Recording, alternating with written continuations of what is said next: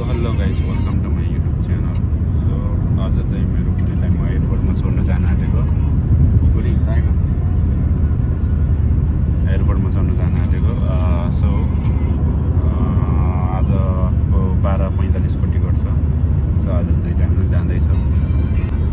यता बुर्ज खलिफा पनि देखिरहेछ। बुर्ज खलिफा जोडिरहेछ। यस्तो छ बाटोहरू चाहिँ। तपाईलाई एयरपोर्टको पनि देखाउँछु।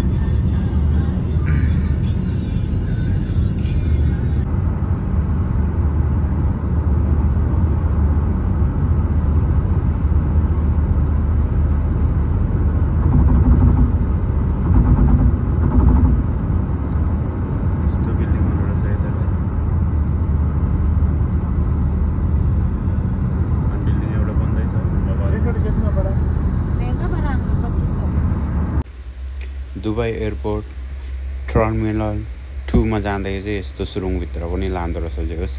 यो धेरै लामो सुरुङ रहेछ, कमसेकम 5 मिनेट भन्दा माथि ट्याक्सीमै लाग्दो रहेछ स्पिड जाँदाखेरि पनि।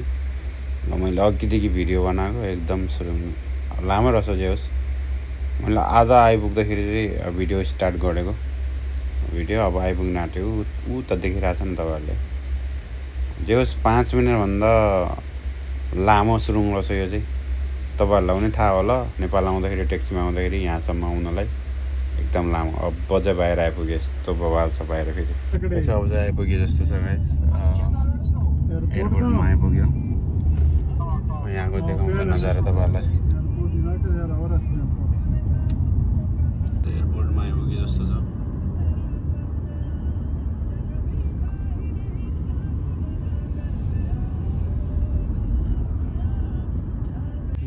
आइपुगेछ गाइस। ल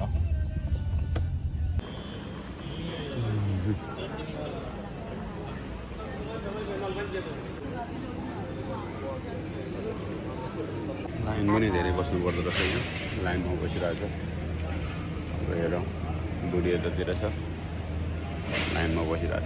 ल साथीहरू 10 नम्बरमा जाऊ रे अब एयरपोर्टमा। यहाँ यत्रो भिड छ यार। भिडियो गर्नु पाउँछ कि पाउँदैन तर मैले गरिरहेछ। 10 नम्बरमा जाऊ रे। सो गाइस मैले चाहिँ बुढीलाई चाहिँ पढाइसक्यो। अब म चाहिँ फर्किन आँटेको। यहाँ जाउँ त्यहाँ जाउँ भन्दो रहेछ। मान्छेहरूको टन्नै भिड छ। ल यस्तो भिड छ। यहाँ जाउँ त्यहाँ जाउँ भन्दो रहेछ। त्यो हिसाबले अब म पनि अब फेरि 10 दिनपछि जाँदैछु। त्यही भएर म पनि यसो बुझ्नुको लागि आएको। बुढीलाई उता पठाइसकेको छ। बुढीको 12:45 को फ्लाइट छ।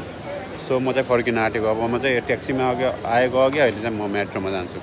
सो यहाँ एकदम बिजी हुँदो रहेछ। एभ्री टाइम बिजी हुँदो रहेछ। त्यस्तो केही फरक पर्दैन। आफ्नो टिकट छ भने केही डराउनु पर्दैन। दुबई टर्मिनल 2 एयरपोर्टमा तपाईहरु गाउँ जाँदै हुनुहुन्छ भने घरबाटै पानीहरू पिएर अनि खानेकुराहरू खाएर आउनु होला। किनभने एकदम महँगो छ। यत्रो 500 ml को पानीलाई नै 10 dirham पर्दो रहेछ। बाहिर किन्यो भने हामीले 1 dirham पनि पर्दैन होला। यस्तो महँगो हुँदो रहेछ। जे होस् अब के गर्ने। त्यही भएर तपाईहरु एयरपोर्टमा दुबई एयरपोर्टमा आयो भने गाउँ जानुको लागि यहाँ किनेर खानुभन्दा घरबाटै खाएर पानी पिएर पानी लिएर आउनु होला है। यो चाहिँ मैले तपाईहरुलाई इन्फर्मेसन गरेको कि अब कुनैले थाहा हुँदैन नि त हैन। एयरपोर्टमा गएर खानु भन्नाले अलिकति पैसा पो जाऊ। नि म तपाईहरुलाई यो जानकारी पनि दिन चाहन्छु कि घरबाटै केही खाएर आउनु होला। बिहान मैले केही खाएको थिएन, बुढीले पनि केही खाएको थिएन। र यत्रो पानी ल हेर्नुस्, यो 1 लिटर पनि छैन होला। ओ सरी 500 ml को रहेछ। यसलाई चाहिँ 10 dirham पर्दो रहेछ यहाँ।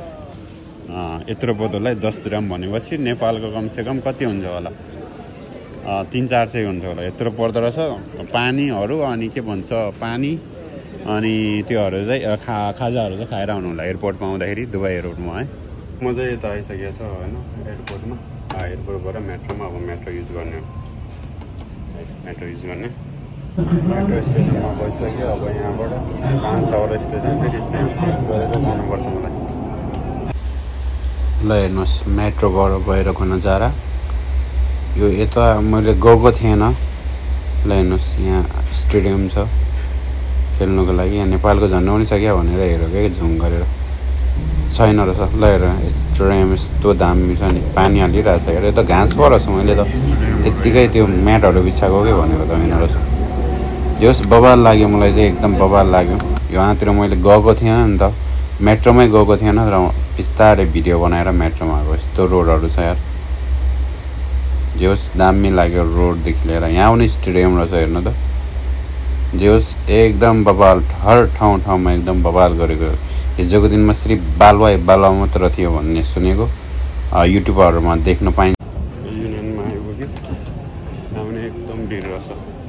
युनियनमा आइपुग्यो, यहाँ पनि भिड रहेछ एकदम।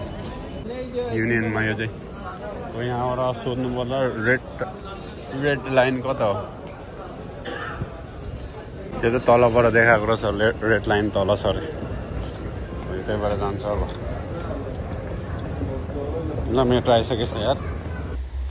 ल साथीहरू, दुबई फ्रेमको नजारा पनि हेर्नुहोस् तपाईँहरू, यस्तो बवाल बनाएको रहेछ। यो भित्र अब आउने सालमा चाहिँ के, यो चाहिँ हाम्रो फेरि एकदम बवाल गर्छ। ल हेर न कस्तो बवाल बनाइदिएछ होइन।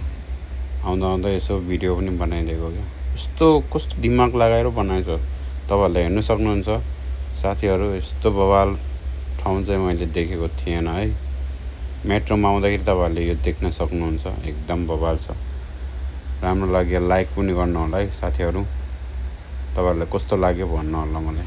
यो पनि दुबईको फेरि ओभर चल्दो ठाउँ होला। यो चाहिँ एमोरस टाउडको होला होइन, बवाल छ। जे होस् बवाल लाग्यो मलाई चाहिँ यो पनि एकदम राम्रो छ। चाहिँ कस्तो तरिकाले बनाएछ यार। तपाईँ हेर्नुहोस् सबैभन्दा अग्लो फेरि पुरा बादल नै फाटेर माथि पुग्ने बुर्ज खलिफा चाहिँ यही हो है साथीहरू। अघि मैले सुरुमा पनि देखाएको थिएँ तपाईँलाई, जाँदाखेरि अहिले आउँदाखेरि पनि देखाइरहेको छ। यो चाहिँ हर राउन्ड हर ठाउँबाट चाहिँ यो देखिने क्या, एकदम बवाल देखिने।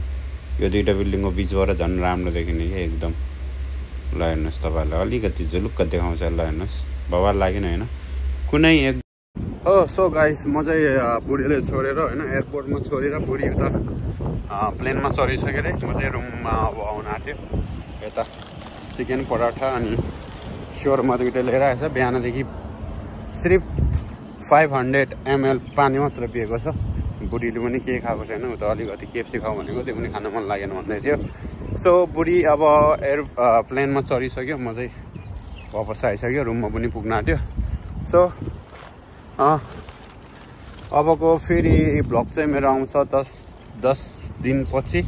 म जाँदाखेरि त्यही एयरपोर्टबाट होइन नेपालसम्मको भ्लग आउँछ। सो त्यहाँसम्मको लागि और त्यो दिनसम्मको लागि म चाहिँ युट्युबबाट बिदा माग्न चाहन्छु।